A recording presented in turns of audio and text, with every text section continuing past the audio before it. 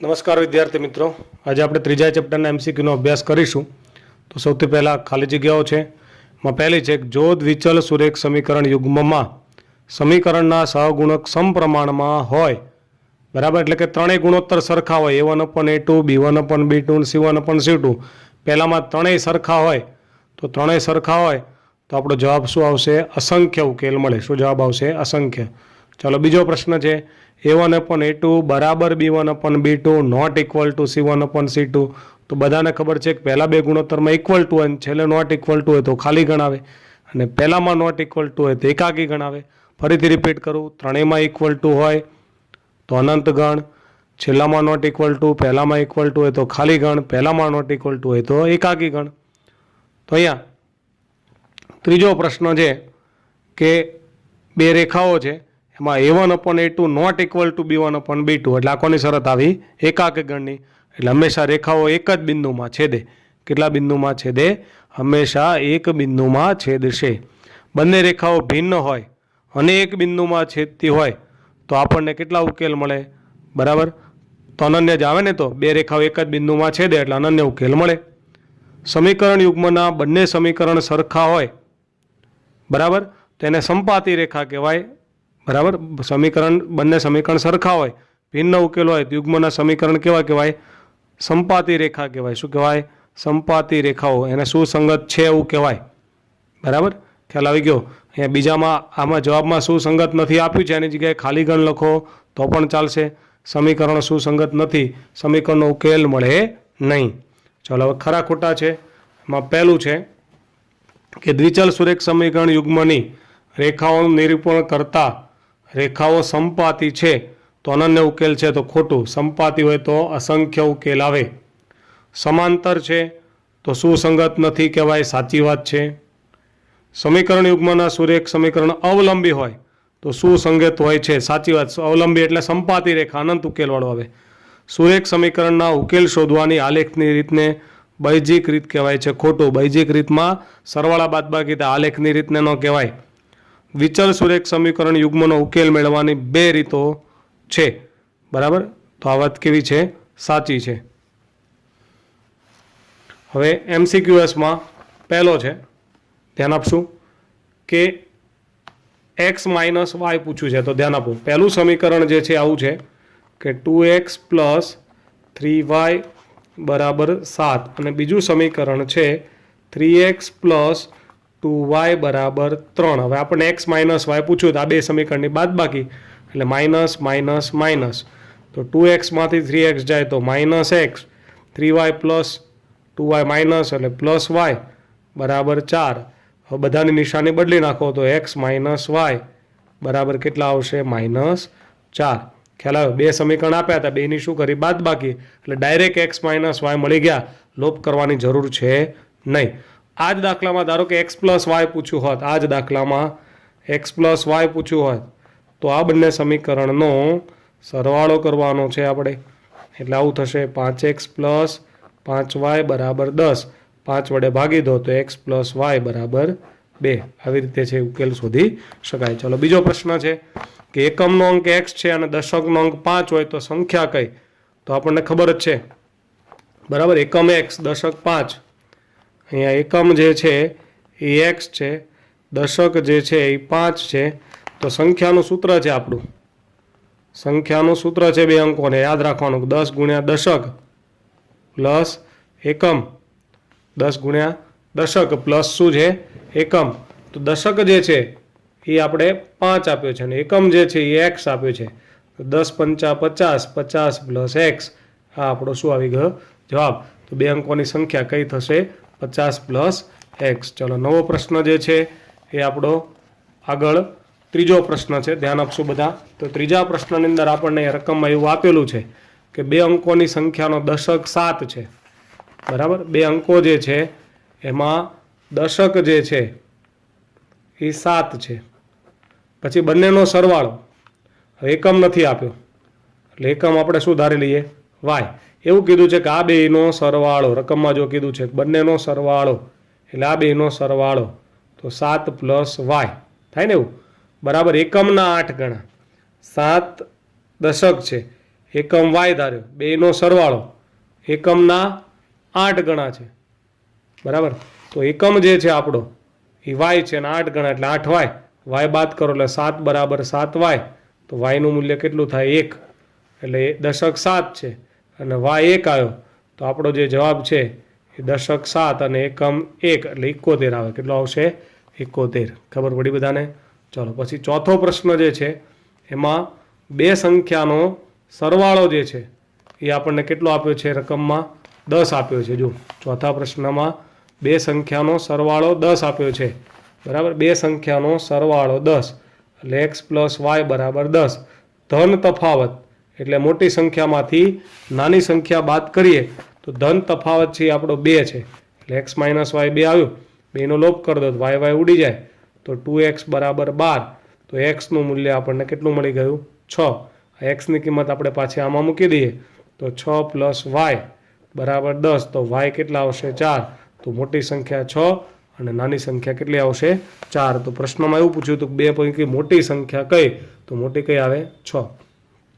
ચાલો હવે આ ઉંમરવાળા પ્રશ્નોમાં છે એની દરેકે ખાસ ધ્યાન આપવાનું છે કે ઉંમરવાળા જે પણ પ્રશ્નો હોય, બરાબર. અહીંયા એવું કીધું છે કે જો 3 વર્ષ પહેલાં પિતા અને પુત્રની ઉંમરનો સરવાળો 40 વર્ષ હતો. 3 વર્ષ પહેલાં પિતા અને પુત્રની ઉંમરનો સરવાળો 40 વર્ષ હતો, તો અત્યારે પિતાની 3 વધે, પુત્રની 3 વધે, અત્યારે 46 થાય. ફરીથી 3 વર્ષ પહેલાં આ બેનો સરવાળો 40 હતો, તો અત્યારે બેની 3 વધે એટલે 6 વધારવાનું એટલે 46 થાય. 2 વર્ષ પછી પાછા 2 વધે એટલે 50 વર્ષ આવે. કેટલો આવે? 50. અથવા આવું ટેકનિક વાપરવાની કે આવું લખી નાખવાનું, પહેલાં સરવાળો અને પછી આવું લખી નાખવાનું, બરાબર. હવે રકમમાં જોવાનું કેટલા વર્ષ પહેલાં છે? 3, તો અહીંયા 3 લખવાનું. રકમમાં સરવાળો કેટલો છે? તો 40 લખવાનું. કેટલા વર્ષ પછી છે? 2, તો અહીંયા 2 લખવાના, બરાબર. રકમમાં 3 વર્ષ પહેલાં એટલે 3 લખ્યું, સરવાળો 40 એટલે 40 લખ્યું, 2 વર્ષ પછી એટલે 2 લખ્યું.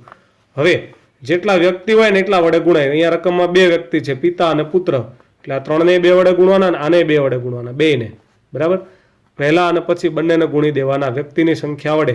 પછી આ ત્રણેયનો 1, 2 અને 3 ત્રણેયનો સરવાળો કરી દેવાનો, એટલે 40 પ્લસ 6 પ્લસ 4 એટલે જવાબ શું આવશે? 50. આવા પ્રશ્નોમાં ખાસ ધ્યાન આપવાના. આ બહુ બધા પ્રશ્નો છે. સરવાળામાં નહીં ગુણવાના, પહેલાના વર્ષ અને પછીના વર્ષને ગુણી દેવાના. ચાલો છઠ્ઠો પ્રશ્ન છે કે એક્સના ભાગ્યા 2 માઇનસ વાયના ભાગ્યા 3 બરાબર 1. તો પ્રમાણિત સ્વરૂપમાં ફેરવવાના એટલે ચોકડી ગુણાકાર થાય. તો શું થશે? બોલો. 3x માઇનસ 2y ભાગ્યા 3 દુ 6 બરાબર 1. 6 અહીંયા ગુણાય તો 3x માઇનસ 2y બરાબર 6 એકા 6. તો શું થયું? બોલો. 3x માઇનસ 2y બરાબર 6 આવું થયું. એ 6ને આ બાદ લાવો તો 3x માઇનસ 2y માઇનસ 6 બરાબર શું થાય? 0. આ એનું પ્રમાણિત સ્વરૂપ કહેવાય. ચાલો આગળનો પ્રશ્ન છે. ચોખ્ખું દેખાય છે રકમમાં કે બંને રેખાઓ પરસ્પર સમાંતર છે. કેવી છે? સમાંતર, એટલે છેદે નહીં. ચાલો પહેલું, ઉકેલ શક્ય છે એવું કહી શકાય નહીં, આ ન આવે. અનન્ય ઉકેલ છે આ પણ ન આવે, આમાં છેદતી રેખા આવે. એક પણ ઉકેલ નથી, સાચી વાત. જવાબ શું આવશે? સી. બંને છેદતા નથી એટલે એક પણ ઉકેલ નથી. આ જે પ્રશ્નો છે ને બધા બોર્ડમાં પૂછાઈ ગયેલા છે જૂના કોર્સની અંદર. ચાલો અહીંયા 2 રેખાઓ આપી છે જો છે, તો અહીંયા પહેલી જે રેખા છે, બરાબર, પહેલાં જે આકૃતિ પછી વિચારીએ, બરાબર. રકમમાં 2 રેખા આપી છે. એક છે 3x પ્લસ 3y બરાબર 6 અને બીજી છે કે x બરાબર 3 માઇનસ વાય. આવી 2 રેખાઓ આપી છે, ધ્યાન આપશો અહીંયા. તો 3x પ્લસ 3y બરાબર 6 અને 3 વડે ભાગી દો આને, તો શું થાય? x પ્લસ વાય બરાબર 2. એવું થાય ને, આને 3 વડે ભાગતા થઈ ગયું. હવે આમાં માઇનસ વાય આ બાજુ લાવો તો x પ્લસ વાય બરાબર 3 થાય. જો ધ્યાનથી ફરીથી અને 3 વડે ભાગો એટલે x પ્લસ વાય બરાબર 2, x પ્લસ વાય બરાબર 3. હવે લોપ કરો તો x ઉડી જાય, વાય ઉડી જાય, આ ઉડે નહીં. તો એક્સ વાય બંને ઉડી જાય તો કયો ગણ આવે? ખાલી ગણ. ખાલી ગણમાં સમાંતર રેખા આવે. તો સમાંતર રેખામાં 2 ઓપ્શન છે. જો પહેલામાંય સમાંતર છે ને આમાંય છે, એટલે આ તો ઉડી જ ગયા. તો આ બેમાંથી કયો લખવો? તો મેં તમને કીધું હતું કે રકમમાં એક્સ વાય અને અચળ પદ ત્રણેય આપ્યો હોય તો 2 અક્ષોને છેદે એટલે આ આકૃતિ આવશે. બંને પરસ્પર સમાંતર છે. ચાલો 9મા પ્રશ્નમાં ચોકડી ગુણાકાર કરવાનો, એટલે અહીંયા 3x, અહીંયા 5y, નીચે 15, 5 તરી 15 થાય, 3 સામે જાય, 4 તરી શું થાય? 12. તો 3x માઇનસ 5y માઇનસ 12 બરાબર 0. સાદું રૂપ આપવાનું, ડાયરેક્ટ ગણતરી આવડશે નહીં. ચાલો આગળ અભ્યાસ કરશું આપણે. કયો પ્રશ્ન આવે આપણે? 10મો પ્રશ્ન આવે. એમાં રકમમાં જો આ બધા પ્રશ્નો છે ને બોર્ડમાં પૂછાઈ ગયેલા છે. રકમમાં આવું આપ્યું છે કે x બરાબર 3x, x બરાબર 3x. તો જો y બરાબર 3x આપ્યું છે અને બીજું સમીકરણ છે x બરાબર 3y. તો આપણને કયા બિંદુમાં છેદે એવું કીધું છે. તો આપણે આનો લોપ કરવો હોય, આદેશની રીત કરવી, જે કરવું એ કરી શકાય. લોપ કરવો હોય તો આવું થાય. પહેલું સમીકરણ 3x માઇનસ y બરાબર 0 થયું આનું, બરાબર. આનું થાય x માઇનસ 3y બરાબર 0. તો આપણે આને 3 વડે ગુણીશું તો શું થાય બોલો? 9x માઇનસ 3y બરાબર 0. બીજું એમને એમ રાખશું, થઈ ગયું. માઇનસ પ્લસ માઇનસ આવડી ગયા તો 8x બરાબર 0. તો xની કિંમત 0 આવી ગઈ. એ xની કિંમત 0 આમાં લખો તો y પણ 0, એટલે 0 0 આવે. શું આવે? 0 0. બીજું મેં તમને કીધું હતું, યાદ હોય કે આમાંય અચળ પદ નથી ને આમાંય અચળ પદ નથી, એટલે આલેખ ઉગમ બિંદુમાંથી પસાર થાય. ચલો 11મો પ્રશ્ન છે. 11મા પ્રશ્નની અંદર બે રેખાઓ આપી છે. પહેલી છે x પ્લસ 2y પ્લસ 7 બરાબર 0. બીજી છે 2x પ્લસ ky પ્લસ 18 બરાબર 0. આ એકબીજાને છેદતી નથી. ન છેદે એટલે એની શરત આવી થાય a1 અપન a2 બરાબર b1 upon b2 not equal to c1 upon c2. ન છેદે એટલે આ શરત છે. એમાં a1 છે એ 1 છે, a2 2 છે, b1 2 છેદમાં k નોટ ઇક્વલ ટુ 7 ભાગ્યા 18.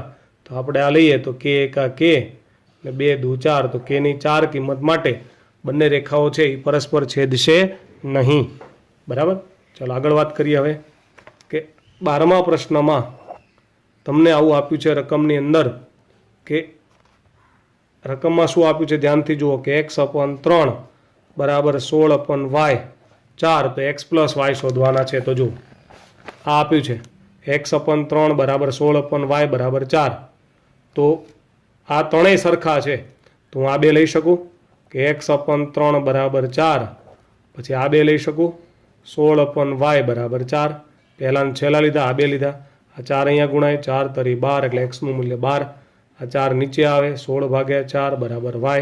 તો yનું મૂલ્ય 4. હવે આપણને પૂછવું છે આ રકમમાં x પ્લસ y, એટલે 12 ને 4 કેટલા થાય? 16. ત્રણેય સરખા હોય એટલે કોઈ પણ બેને સરખાવી શકાય. ચલો 13મો પ્રશ્ન આગળ આવી ગયો. એના જેવો જ છે. સમીકરણને પ્રમાણિત સ્વરૂપમાં આપણે લખવાના છે. 14મા પ્રશ્નની અંદર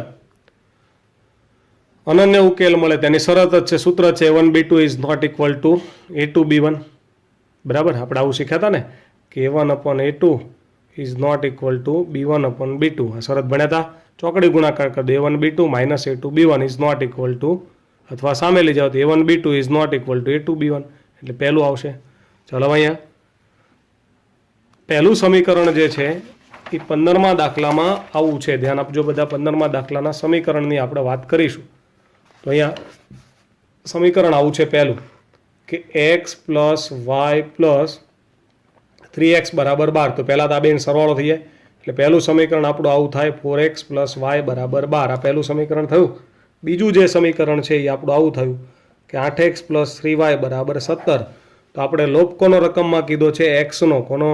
એક્સનો. તો એક્સનો લોપ કરવો હોય તો આને અહીંયા 8 છે તો અહીંયા 8 લાવવા હોય તો આ પહેલાં સમીકરણને 2 વડે ગુણવા પડે. કેટલા વડે ગુણવા પડે? 2 વડે. તો 4 દુ 8x પ્લસ 2y બરાબર 24 થાય. પણ 8x ઉડે નહીં તો આપણે પછી નિશાની પાછળથી દાખલામાં બદલીએ છીએ. પણ 1 માર્કના પ્રશ્નમાં એવું ન કહી શકાય. એટલે આપણે અહીંયા એવું લખવું પડે કે -2 વડે ગુણવાના. કેટલા વડે? -2. કેમ? અહીંયા 8 છે તો અહીંયા 4 છે, 2 વડે ગુણો તો 8 8 ઉડે નહીં, એટલે જવાબ શું આવશે? -2. ધારો કેમ કીધું હતું કે પહેલા સમીકરણમાં વાયને સરખા કરવા, વાયના પહેલા સમીકરણને કેટલા વડે ગુણવા પડે? તો 3 વડે. ઓકે. પણ હવે રકમમાં અહીંયા શું કીધું છે કે સમીકરણ 2માં એક્સનો લોપ કરવાનો છે. જો 1માં લોપ કરવો હોત, 1માં તો -2 વડે ગુણવા પડે. 1માં કરવો હોય તો. પણ 2માં લોપ કરવો છે તો અહીંયા 4 છે તો અહીંયા 4 લાવવા હોય 2 વડે શું કરવા પડે? ભાગવા પડે. આ બધા પ્રશ્નોમાં ધ્યાન આપવાનું. MCQમાં દાખલામાં તો ગુણાકાર જ કરતા હતા. અહીંયા 2માંથી એક્સનો લોપ કરવો છે તો બીજા સમીકરણમાં 8ને છે ને 2 વડે ભાગવા પડે. એટલે જવાબ શું આવશે? -1/2. જો પહેલાને કીધું હોત તો -2, બીજાને કીધું એટલે -1/2. ચલો આગળનો પ્રશ્ન જે છે એ 16મો છે. આ બોર્ડમાં પૂછાયેલો પ્રશ્ન છે એમાં પહેલું જે સમીકરણ છે એ આવું છે કે 51x પ્લસ 49y બરાબર 150, 49x પ્લસ 51y બરાબર 50. જો આવી રીતે આમ ક્રોસમાં સહગુણક સરખા હોય ને ત્યારે એકવાર બે સમીકરણનો સરવાળો કરી દેવાનો એટલે શું થાય ખબર, 100x પ્લસ 100y બરાબર શું થાય 200. 100 વડે ભાગી દો તો x પ્લસ વાય બરાબર કેટલા થાય 2. થઈ ગયું. ચાલો હવે આ જ બે સમીકરણની હું બાદબાકી કરીશ તો 51x પ્લસ 49y બરાબર 150, 49x 51/50 માઇનસ માઇનસ માઇનસ તો આની બાદબાકી 2x માઇનસ 2y બરાબર 100. 2 વડે ભાગો તો x માઇનસ વાય બરાબર 50. તો તમે બે મળી જો x પ્લસ વાય 2 મળ્યા, x માઇનસ વાય 50 મળ્યા. હવે રકમમાં જુઓ શું કીધું છે, તો રકમમાં એવું કીધું છે કે x માઇનસ વાય જેમ x પ્લસ વાય, તો x માઇનસ વાય જેમ x પ્લસ વાય તો 50 જેમ 2, 50 જેમ 2 એટલે આવશે 25 જેમ 1. શું આવશે 25 જેમ 1. બરાબર. આગળ વાત કરીએ. 17મો પ્રશ્ન છે. બે લાકડી છે, એક કાળી અને બીજી સફેદ, તો આ બે લાકડીનો સરવાળો 22 છે. પછી આ સફેદ લાકડી કરતાં આ લાકડી છે એ 5 સેમી કેવી છે, નાની છે. તો આપણે એક કામ કરવાનું છે કે એક લાકડીને x ધાર લેવાની. તો ધારો કે હું સફેદ લાકડીને x ધારું અને કાળી લાકડીને y ધારું તો બંનેનો સરવાળો 22. એટલે પહેલું સમીકરણ આપણું આવું થાય x પ્લસ વાય બરાબર 22.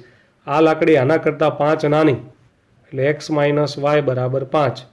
લોપ કરો તો વાય ઉડી જાય તો 2x બરાબર 27.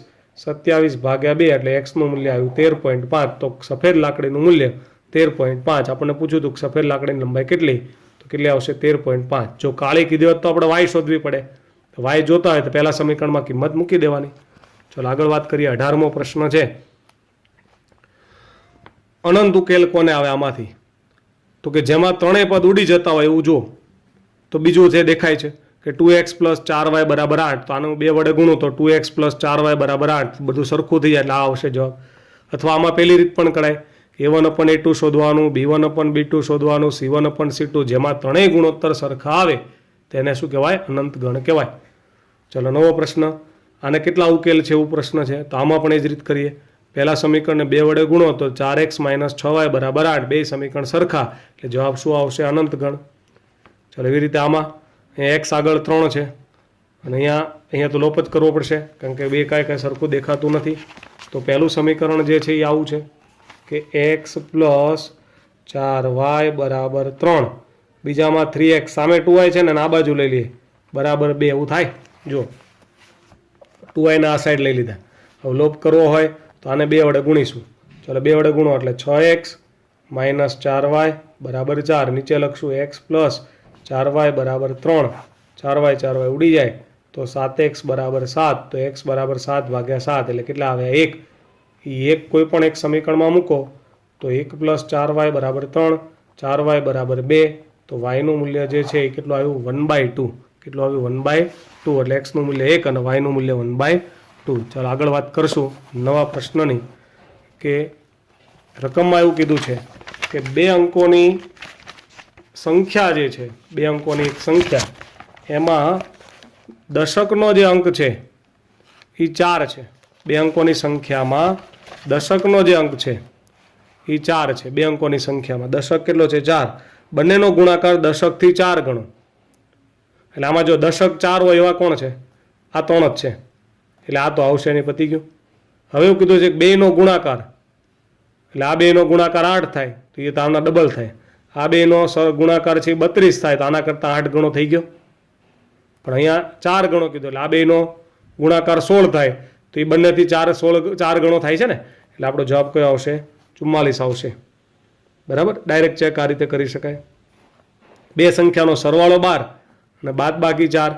તો બે સમીકરણ થાય કે x પ્લસ વાય બરાબર 12 અને x માઇનસ વાય બરાબર 4. લોપ કરો એટલે y ઉડી જાય. 2x બરાબર 16 તો x 8 આવે. એટલે મોટી સંખ્યા 8 આવશે, નાની સંખ્યા કઈ આવશે 4. ચલો ફરી પાછો ઉંમરવાળો દાખલો આવ્યો પહેલાં ને પછી. તો હમણાં શીખવાડ્યું હતું મેં કે આવા દાખલા આવે ઉંમરવાળા તો મેં શું શીખવાડ્યું, ધ્યાન આપો બધા અહીંયા, કે પહેલાં શું લખવાનું કીધું, બરાબર. શું લખવાનું, પહેલાં સરવાળો અને પછી આવું લખી નાખવાનું. તો રકમમાં જુઓ કેટલા વર્ષ પહેલાં કીધું છે, 3 વર્ષ પહેલાં કીધું છે, તો અહીંયા 3 લખવાનું. સરવાળો 59 એટલે 59 લખવાનું. 5 વર્ષ પછી એટલે અહીંયા 5 લખવાનું. રકમમાં કીધું ને 3 વર્ષ પહેલાં એટલે 3 લખવાનું. સરવાળો 59, 5 વર્ષ પહેલાં. અચ્છા, બંને વાર પહેલાં છે એટલે અહીંયા પહેલાં આવશે. રેડી?